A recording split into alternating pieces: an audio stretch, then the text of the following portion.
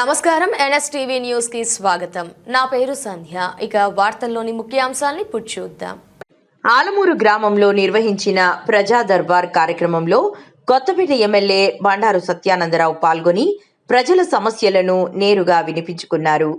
ఈ సందర్భంగా ఎమ్మెల్యే మాట్లాడుతూ ప్రతి అధికారి బాధ్యతతో పారదర్శకంగా పనిచేస్తేనే ప్రజలకు న్యాయం జరుగుతుందని స్పష్టం చేశారు. అన్ని శాఖల అధికారులు పరస్పర సమన్వయంతో పనిచేస్తే ప్రజల సమస్యలకు సమగ్ర పరిష్కారం లభిస్తుందని తెలిపారు. ఉండాల్సిందిగా కోరుచున్నాం. మరి ఇప్పుడు ప్రస్తుతం